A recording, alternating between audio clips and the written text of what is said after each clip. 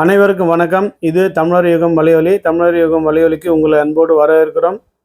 இன்று நாம் எதை பற்றி பார்க்க போகிறோன்னா, பாலியல் வன்கொடுமை தினம் தினம் நடந்து கொண்டிருக்கிறது. அதற்கு சீமான் அவர்கள் ஒரு அறிக்கையை விட்டிருக்கிறார். என்னவென்றால், மதுவை விற்கும் அரசால் குற்றங்களை எப்படி தடுத்து நிறுத்த முடியும்?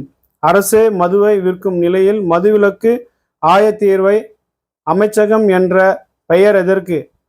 மது வழங்கும் ஆயத்தீர்வை அமைச்சகம் என்று பெயரை மாற்றிக்கொள்ள வேண்டியதுதானே?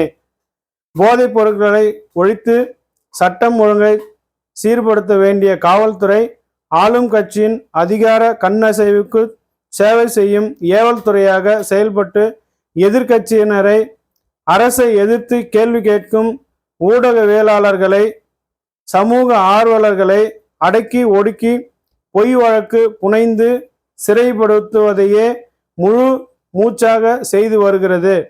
ஆகவே தஞ்சை ஒரத்தநாட்டில் இளம் பெண்ணை கூட்டு பாலியல் வன்கொடுமை செய்த திமுக நிர்வாகி உட்பட குற்றவாளிகள் அனைவருக்கும் சட்டப்படி கடும் தண்டனை பெற்றுத்தர வேண்டுமென நாம் தமிழர் கட்சி சார்பாக வலியுறுத்துகிறேன் என்று நாம் தமிழர் கட்சி ஒருங்கிணைப்பாளர் செந்தமிழன் சீமான் அவர்கள் ஒரு அறிக்கை விட்டிருக்கிறார்.